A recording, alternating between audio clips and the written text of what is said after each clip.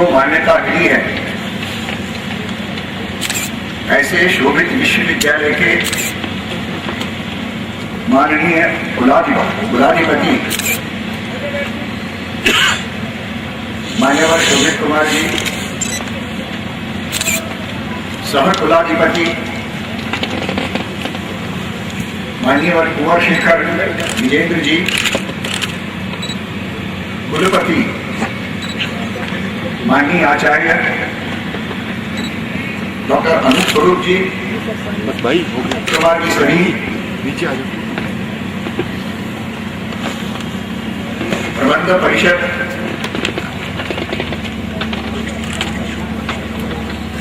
के मान्यवर सदस्यगण, शैक्षिक परिषद के मान्यवर सदस्यगण, आज उपाधि प्राप्त करके कृतस्नात होने वाले छात्र एवं छात्राएं, विशिष्ट अतिथिगण एवं बहनों तथा भाइयों,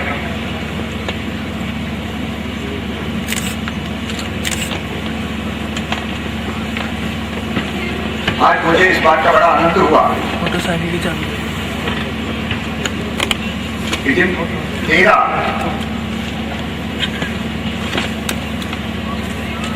छात्र छात्राओं को 11 छात्राएं और ये अपने देश के भविष्य के लिए अत्यंत शुभ संकेत है, जिनके बारे में कहा जाता है कि केवल चौदह चौकी तक सीमित रहती हैं, आज वो हर क्षेत्र में बाजी मार रही है। वास्तव में स्त्री और पुरुष ये जीवन रथ के दो पहिए हैं, दोनों पहिए जब समान रहते हैं तो गाड़ी ठीक चलती है। एक पहिया छोटा हुआ तो गाड़ी चक्कर लगाएगी, आगे नहीं बढ़ेगी। तो इस नाते से आज जिन्होंने उपाधि प्राप्त की है, ऐसी छात्राओं और छात्रों को मैं साधुवाद देता हूं, उनका अभिनंदन करता हूं।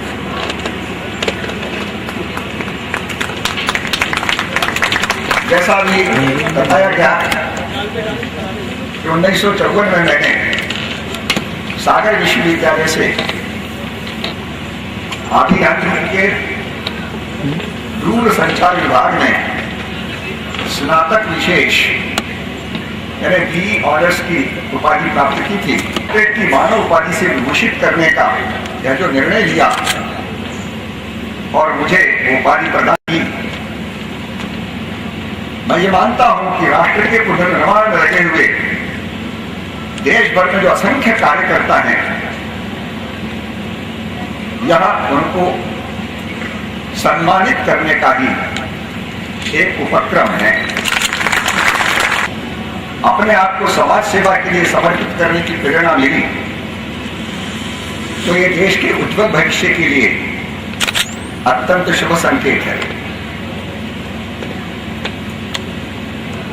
साथ ही आज हमारा राष्ट्र एक चौरस्ते पर खड़ा है, दुविधा में है कौन सा रास्ता अपनाएं। क्योंकि अभी तक हम जिस रास्ते पर चले स्वाधीनता के पश्चात, वो वही रास्ता जिन 4 खंभों पर खड़ी है, वो 4 खंभे हैं अस्तित्व के लिए संघर्ष, स्ट्रगल फॉर एग्जिस्टेंस।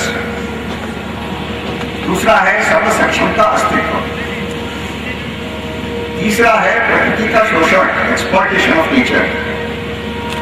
और चौथा है वैयक्तिक अधिकार। प्रथम 2 सूत्र ये डार्विन ने दिए और इन 2 सूत्रों के कारण ही विश्व में संघर्ष उत्पन्न हुआ। क्योंकि यदि अस्तित्व के लिए संघर्ष करना है और उसके अंदर सर्वसक्षम जो व्यक्ति है उसी की विजय होने वाली है, तो हम सर्वसक्षम बने और जो अक्षम लोगों को समाप्त करें। और इसमें से ही पश्चिम ने आज तक हमको केवल संघर्ष दिया है, स्वस्थ स्पर्धा ये बात कही जाती है, हेल्दी कॉम्पिटिशन, पर स्पर्धा कभी स्वस्थ स्थान पर आने के लिए यह जो मुझसे आगे चलने वाला व्यक्ति है, यह सबसे बड़ी बाधा है। इसलिए चाहे जिस पद्धति से इसको रास्ते से हटाऊंगा, मैं प्रथम स्थान पर आऊंगा। और इस असूया में से ही संघर्ष का निर्माण होता है, और इसलिए पश्चिम ने केवल संघर्ष किया। हम पश्चिम का इतिहास देखें तो सदा संघर्ष का इतिहास करने के लिए अपनी सेनाएं भी, सिकंदर भी यहां पर आया, अपनी सेनाएं लेकर के संपूर्ण विश्व के ऊपर विजय प्राप्त करने के लिए आए। बाद में ईसाईयत और इस्लाम, इन धर्म मतों को मानने वाले लोग, उनके संस्थापकों ने कुछ भी कहा हो, लेकिन अपने साम्राज्य विस्तार का उन्होंने इसको माध्यम बना दिया। चौथी शताब्दी में कॉन्स्टेंटाइन ने ईसाईयत को स्वीकार किया और उसको अपने साम्राज्य विस्तार का माध्यम बनाया। उसकी मृत्यु के पश्चात पोप का प्रभाव बढ़ने लगा और 12वीं शताब्दी के बाद पोप ही सर्वप्रमुख बन गया। किसी भी राज्य के अंदर अगर राजा की मृत्यु हो जाती है तो उसका उत्तराधिकारी कौन बने, ये बिना पोप से परामर्श के निश्चित नहीं होता है। और अगर किसी ने वो बात नहीं मानी तो पोप उसको कड़ा दंड देता। लेकिन इसमें से ही फूट के बीच पैदा हो गए। चले तो थे कि सारी दुनिया को एक करेंगे, सारी दुनिया को ईसाई झंडे के नीचे लाएंगे, लेकिन इंग्लैंड में जब हेनरी अष्टम ने उनकी जो परिणीता पत्नी थी उससे वो सुखी नहीं था, अपनी सेविका के साथ विवाह करने का जब तय किया तो पोप ने उसकी अनुमति नहीं दी। तो हेनरी अष्टम जो है उसने अपना अलग चर्च स्थापित कर लिया, उसको एंग्लिकन चर्च में। फिर उसमें से ही Roman Catholics, Protestants, Lutherans, Mormons, Presbyterians, seventh day Adventist, Jacobites, Nestorian, अनेक प्रकार के योग। और नाम किसका लिया? तो ईसाईयत का। जीसस क्राइस्ट ने कौन सी चीजों का प्रचार किया? 13 वर्ष की उम्र से लेकर के 30 वर्ष की उम्र तक जीसस क्राइस्ट कश्मीर में थे।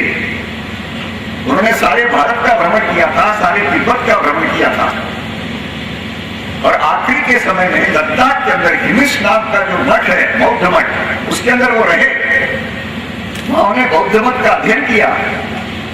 आज भी उनके द्वारा और हिब्रू भाषा में लिखे गए ग्रंथ हिमिस मठ में आज भी उपलब्ध हैं। उसके बाद यहां से गए और बौद्ध मत के जो सिद्धांत थे, त्याग, प्रेम, अहिंसा, सेवा, उनको बहुत अच्छे लगे और इन सिद्धांतों का प्रचार वो पैलेस्टाइन में करना चालू कर दिया। अनेक लोग उनके अनुयायी बने, लेकिन जो सत्ताधारी थे उनको ऐसा लगा ये व्यक्ति और हमारे प्रजाजनों को हमारे खिलाफ लगा रहा है, और इसलिए उन्होंने क्रॉस के ऊपर कीलें ठोक करके उनको लटका दिया। लेकिन उसमें वो मरे नहीं, उनके अनुयायी उनको नीचे उतार दिया। पास के ही चर्च के अंदर उन्होंने उनकी सेवा शुश्रूषा की, और जब वो चलने लायक हो गए तो फिर से चल करके वापिस और कश्मीर में आए। आज जिसको हम पाक अधिकृत कश्मीर कहते हैं, वहां ईसा ऐसे जो शांति के मसीहा थे, उनके नाम पर सारे दुनिया भर में और जिन लोगों ने साम्राज्य का विस्तार किया, जब कोई भी मजहब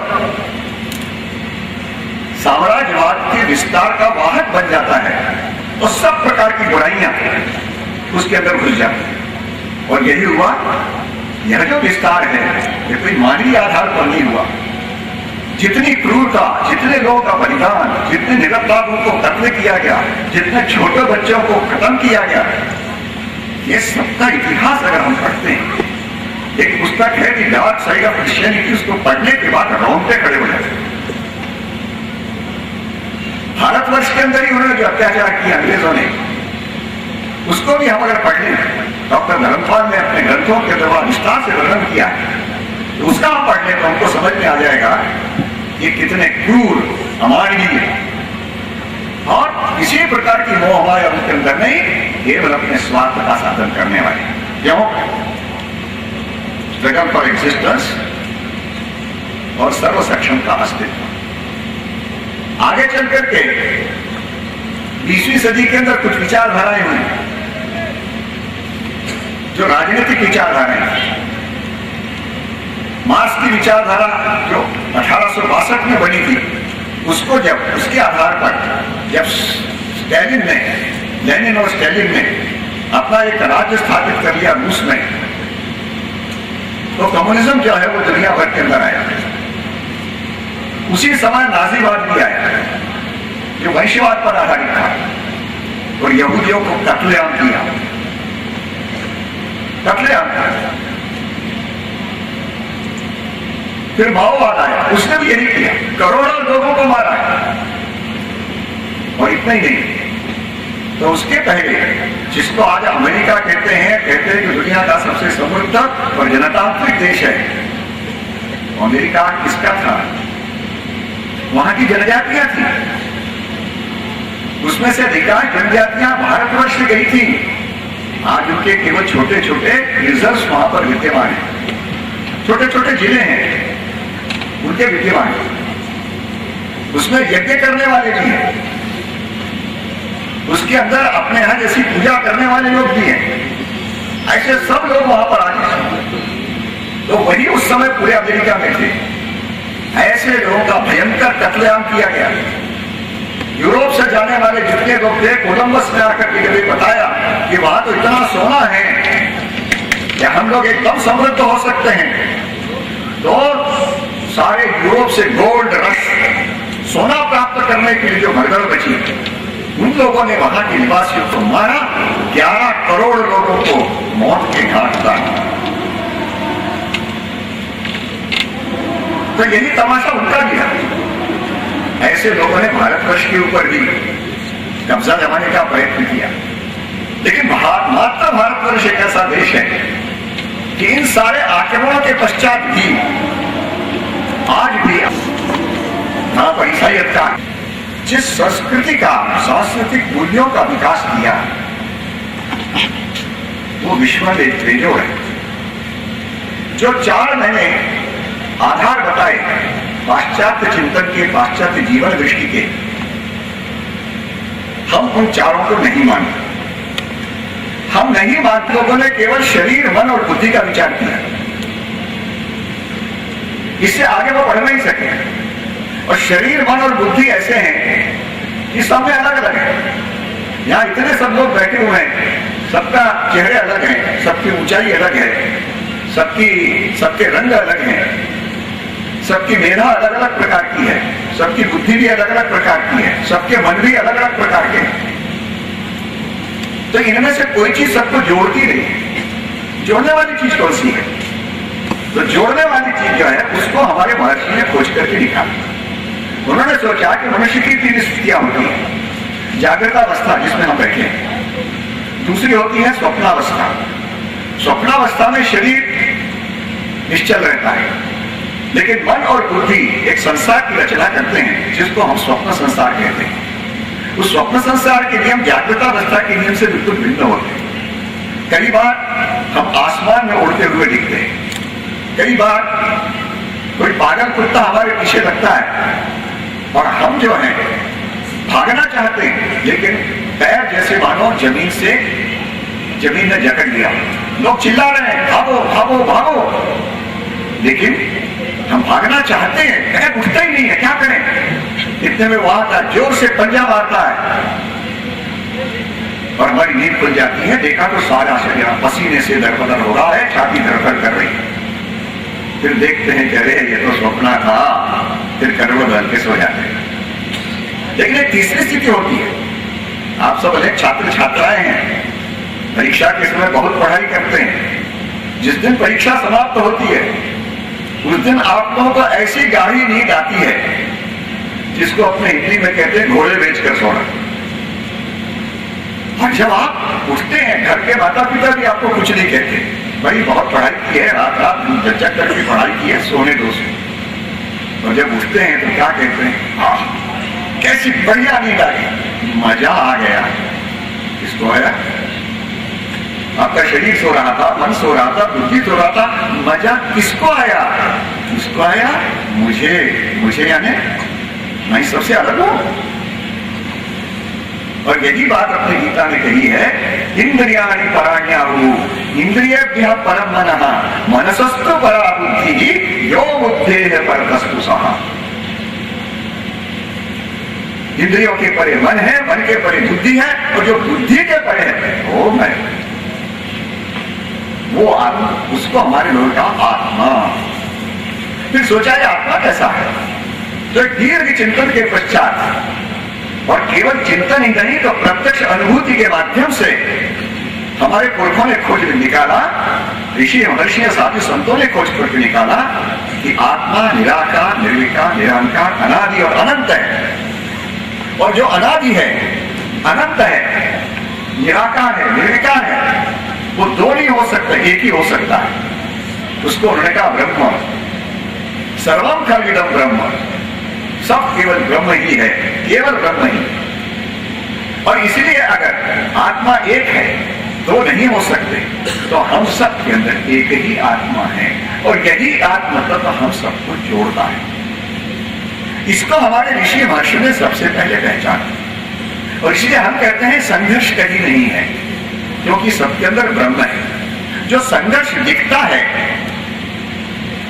वो अज्ञान के कारण।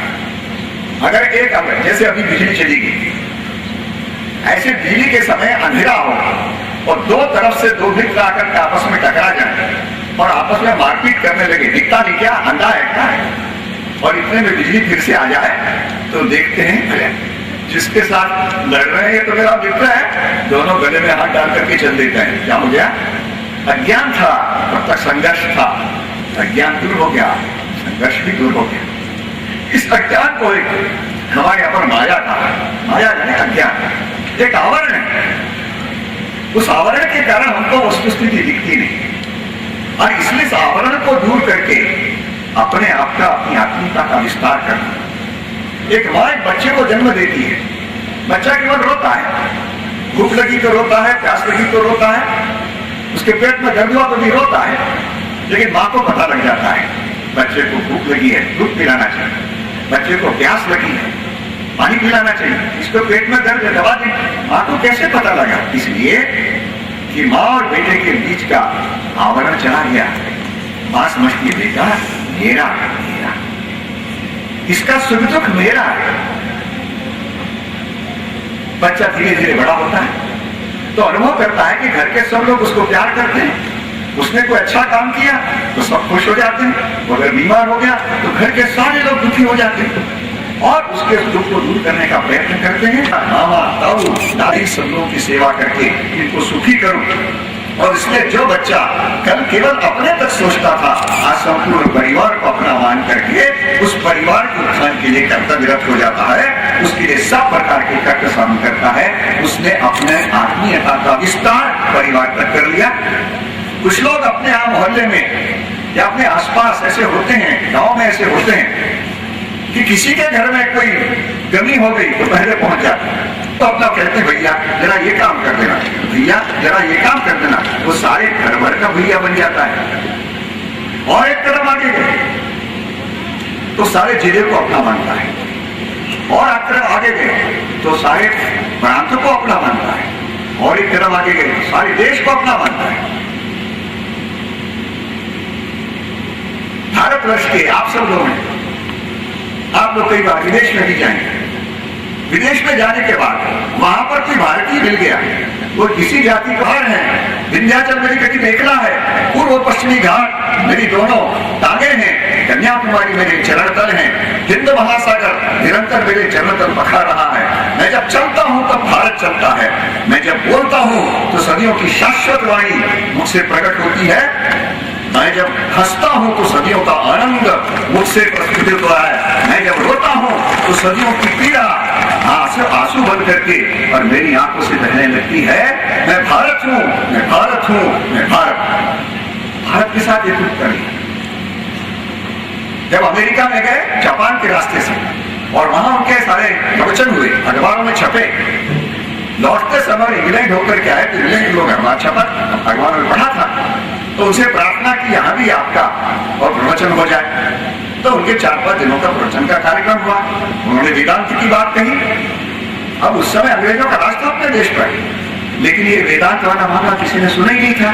शरीर मन बुद्धि के परे भी कुछ होता है, सुना नहीं था, और इसलिए बड़े प्रभावित हुए और आखिर में कहा कि स्वामी जी हमारी इच्छा है, हम आपके साथ फोटो खिंचाना चाहते हैं। खिंचाना ऐसे नहीं, पहले आप हमारा वेश पहनिए, आपके लिए खास हमने सूट बूट टाई और कोट और हैट खास आपके लिए लाया हुआ है।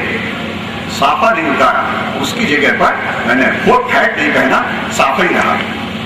क्या उतारो फोटो? स्वामी जी आपने हैट नहीं पहना है, अरे बड़ा कीमती हैट है, इसमें मोती लगा हुआ है, खास आपके लिए बनवाया है। तो कहा भाई इंग्लैंड पैरों के नीचे रह सकता है, सिर के ऊपर तो हमेशा भारत ही रहेगा। भारत के साथ एकजुट हो। स्वामी विवेकानंद 1893 11 सितंबर को जब गए तो उस समय पर 6000 लोग बैठे हुए, अमेरिका के सारे गणमान्य सज्जन, और मंच के ऊपर विभिन्न मत संप्रदायों के प्रतिनिधि वहां पर बैठे हुए थे। सब तैयारी करके आए। स्वामी जी बड़ी मत घबरा रहे थे, मैंने तो कोई तैयारी की नहीं, ये सबने तैयारी की। उनको एक बार कहा गया बोलो नहीं, बोलो नहीं, 3 बार उनको कहा गया, चौथी बार जो संचालन कर रहे थे उन्होंने कहा अब आप अगर नहीं बोलेंगे तो आपको बोलने का अवसर हम देंगे नहीं। खड़े हो गए, मां काली का स्मरण किया,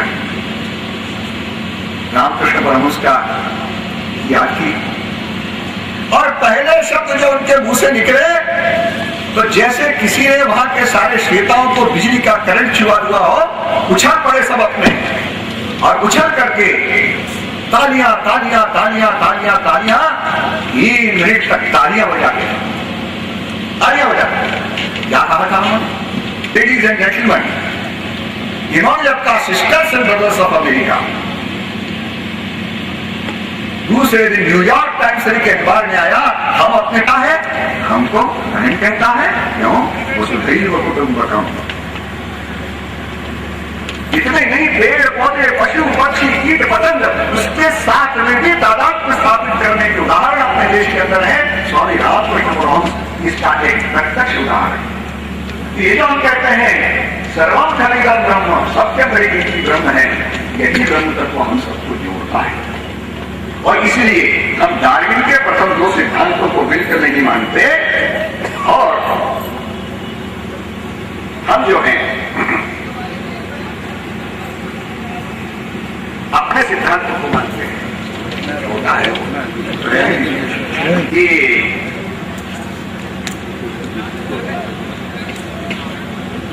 प्रकृति का शोषण, एक्सप्लॉयटेशन ऑफ नेचर हम नहीं मानते। हम कहते हैं प्रकृति के सब तत्वों के अंदर, पेड़ पौधे पशु पक्षी कीट पतंग के अंदर वही ब्रह्म है, सबके अंदर प्राण है। पश्चिम ने माना कि किसी ने प्राण में 1784 तक 300 वर्षों में यूरोप में 90 लाख महिलाओं को चुड़ैल घोषित करके और अत्यंत निर्दयतापूर्वक क्रूरतापूर्वक उनको समाप्त किया गया, अत्यंत क्रूरतापूर्वक उनको समाप्त किया गया। लेकिन हमारे यहां माता भूमि पुत्रो हम प्रतिज्ञा, ये मां है, पृथ्वी मां है, हम सब उसके पुत्र हैं, और प्रकृति के अंदर हर चीज की हम पूजा करते हैं। हम नाश्तो जो है और खिलाती हैं तो हम समझते हैं क्या रखे उसी बनाए, रखियानुसी नहीं है। आज हमारे के विशेषकर गांव के महिलाओं ने उस परंपरा को जीवित और जागृत रखा हुआ है कि सबके अंदर एक ही परब्रह्म है, इसलिए सबके साथ प्रेम का बर्ताव करो, दया का बर्ताव करो। इसलिए अनावश्यक रूप से किसी को नहीं हम मारते हैं, नहीं मानते। तो ये हमारी सोच में से निकला हुआ है। और चौथा है इंडिविजुअल राइट्स। हम नहीं मानते कोई भी अधिकार ये बिना कर्तव्य के प्राप्त नहीं होता है। आप अपना कर्तव्य करिए तो फिर आपको अधिकार मिलेगा। आप सब लोग पढ़ लिख करके जा रहे हैं, अब उसमें कोई घर में बैठे बैठे कहे कि हम तो खाएंगे, हमने बहुत पढ़ लिया और हम कुछ नहीं करेंगे, तो 4 दिन तक तो माता खिलाएगी, फिर जा पहले कुछ काम कर, फिर आना।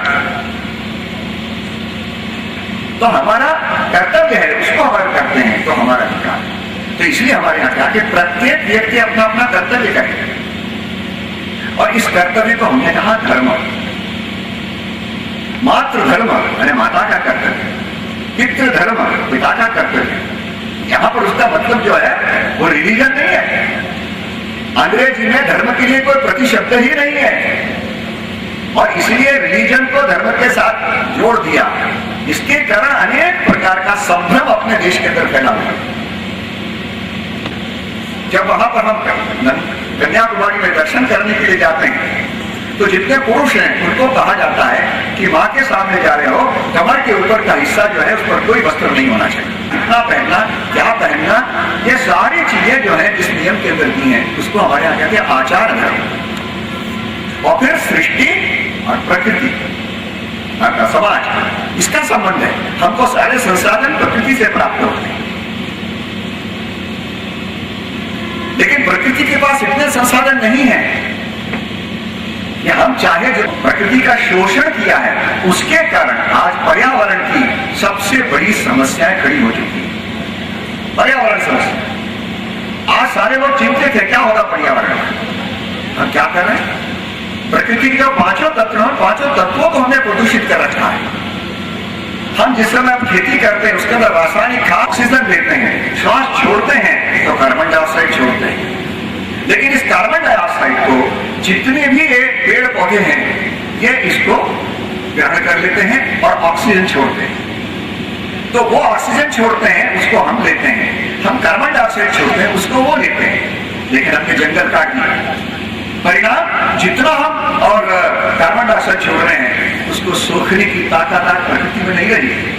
फिर हमने ये जो सारे वाहन खड़े किए जिसके अंदर हम पेट्रोल का और डीजल का उपयोग करते हैं, ये भी कार्बन डाइऑक्साइड छोड़ते चले जा रहे हैं। उसका परिणाम जो चट्टानें हैं वो टूटती हैं और भूकंप पैदा होते हैं। ये हमारे सब शास्त्रज्ञों ने खोज करके निकाले हैं।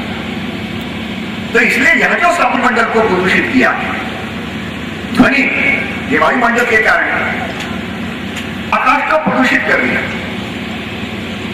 फ्लोरोफ्लोरोकार्बन कंपाउंड्स के माध्यम से, और आयोनोस्फीयर के अंदर छेद हो रहा है, उसके कारण पराबैंगनी किरणें सूर्य की सीधे हमारे शरीर से। यह जो हमारा सतीश संस्कृति का संदेश है सदियों से हम पालन करते आ रहे हैं। उतार चढ़ाव और राष्ट्र के जीवन में आते हैं, हमारे जीवन में उसका कारण है कि जब सब जगह से आदमी आशा छोड़ बैठता है तो वही परब्रह्म परमात्मा है। तो दुर्गा जी कहते हैं अपबल तपबल और बाहुबल चौथो है बलदाम, सूर किशोर कृपाते सब बल हारे को हरिनाम। इसलिए चारों तरफ आस्था में वृद्धि, और जैसे जैसे परिवर्तन का बिंदु निकट आएगा ये सारे लक्ष्य ने कहा था युग संधि का काल 175 वर्ष का है। दिन और बीच के रात के बीच में सांझ होती है और रात और दिन की पर उषक्काल होता है, इसको संधिकाल कहते हैं। एक युग बीतकर दूसरा युग शुरू होगा। इस संधि का 175 वर्ष का है। आप 1836 में 175 जोड़िए तो आता है 2011।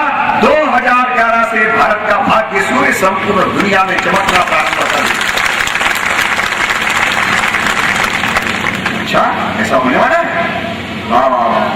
तब तो घर में जाकर के चादर बांध करके सो। होने वाला है, एकादशी ऋषियों ने कहा है होने वाला है।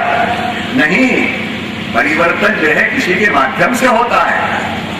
राम का अवतार हुआ तो देवताओं ने वानरों के रूप में जन्म लिया, कृष्ण का अवतार हुआ तो देवताओं ने बालवानों के रूप में और पांडवों के रूप में जन्म लिया। अब जो परिवर्तन होना है ये सब आपके माध्यम से होगा। सारे देवता आपके अंदर अब लोगों को इस बात के लिए कमर कसनी है, विशेषकर हमारे यहाँ की नौजवान पीढ़ी जो है उसको अपने सामने जो कर्तव्य है उस कर्तव्य को ध्यान में रखकर के आगे बढ़ना है। और इसलिए आखिरी में कुछ पंक्तियां कह करके मैं अपना कथन समाप्त करूंगा। आओ युद्ध के स्वप्नों को साकार करें हम, मृतकों में जीवन की हुंकार भरे हम, सबल भुजाओं में रक्षित है नौका की पतवार, चीर सके सागर की छाती पार करे मझधार, ज्ञान केतु लेकर निकला है विजयी शंकर, अब न चलेगा क्षोभ दंभ मिथ्या आडंबर, अब न चलेगा राष्ट्र प्रेम का गलहित सौदा, यह अभिनव चाणक्य न फलने देगा विष का पौधा, तन की शक्ति हृदय की श्रद्धा आत्म तेज की धारा, आज जगेगा जग जननी का सोया भाग्य सितारा, कोटि बिंदु बढ़ रहे सिंधु का अगम रूप धर, कोटि चरण बढ़ रहे ध्येय की ओर निरंतर। बहुत बहुत धन्यवाद श्रीमान।